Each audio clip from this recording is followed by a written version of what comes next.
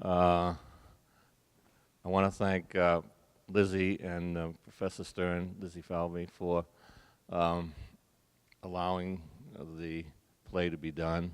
I know it took a lot of work, and they're going to tell you just exactly how much in a couple of minutes. But um, very, very happy. I thought it was really, really good. I certainly got the meaning that I wanted to have put forward. Certainly was shown by the actors. I thought it was really good. So I don't want to talk too long. So anybody have any questions or anything? I would just add that when I wrote the play,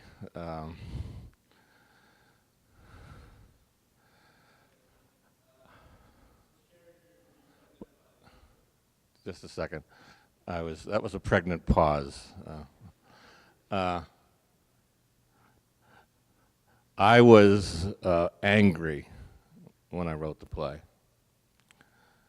I did a lot of research for my World War II course, and within that,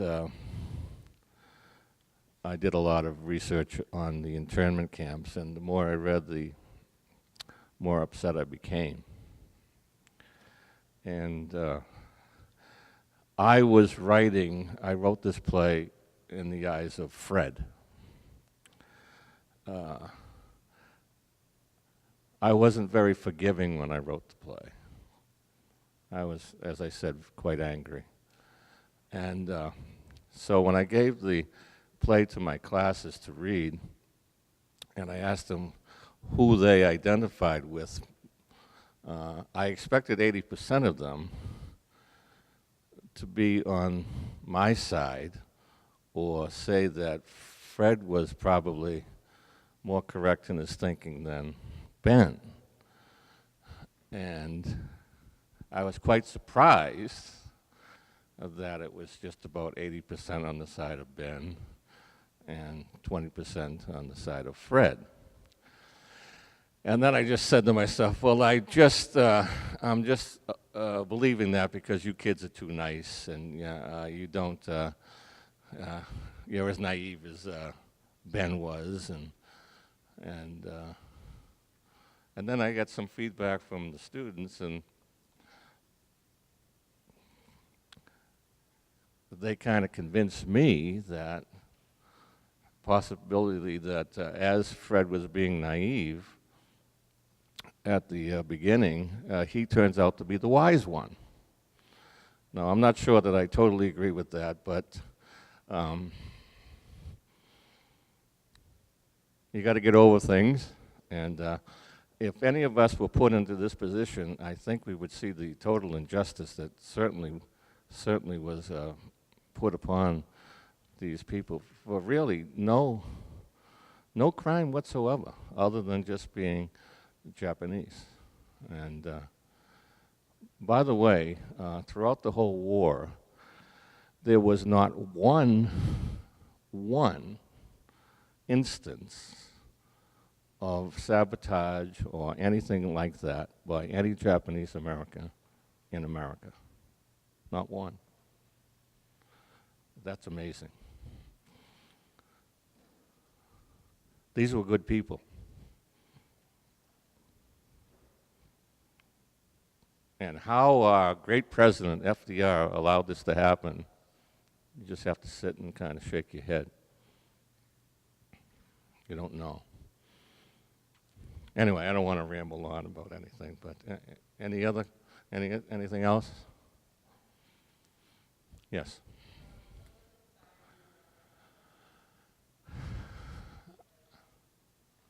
Well, I was thinking about patriotism. I write a lot of stuff about patriotism, and I'm a skeptic of too much patriotism. I'm a little bit afraid of it, and I think it gets you in trouble. And we all have different levels of it, and it comes forward when I think we need it. We are perceived up in the Northeast, let's say, I'm just talking off the top of my head now, it's probably not as patriotic as people down south. We don't join the service like the people in the South. But we don't show our patriotism, though we have it. And I think we keep it in check.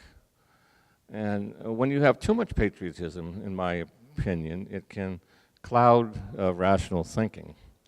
And when you wrap yourself in the flag and cloak yourself in the flag, it's, as they say, it's the last refuge of a scoundrel. But I was always curious about what brings on patriotism.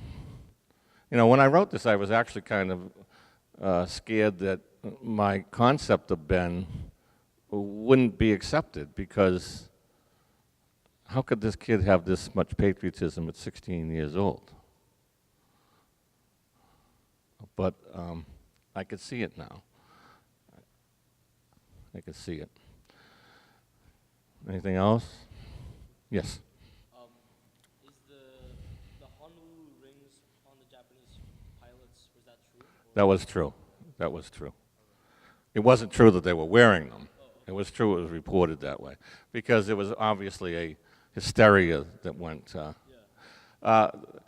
This hysteria did not start right at the beginning. It was a little. It was about a month or 6 weeks after Pearl Harbor that it started to go forward, mainly because the people out in California saw that they could economically put the Japanese in a corner and maybe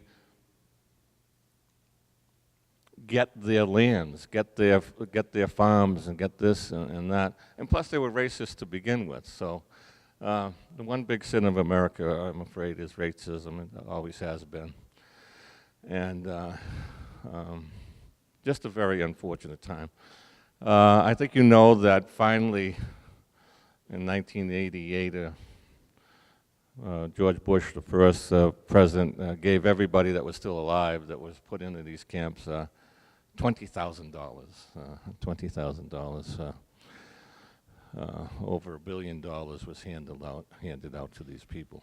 Okay. Sorry. So I'm going to stop now, because I want Marilyn and I want Lizzie to come up here and say great things and about how they taught the class and everything else. So thank you very much. I appreciate anybody that came.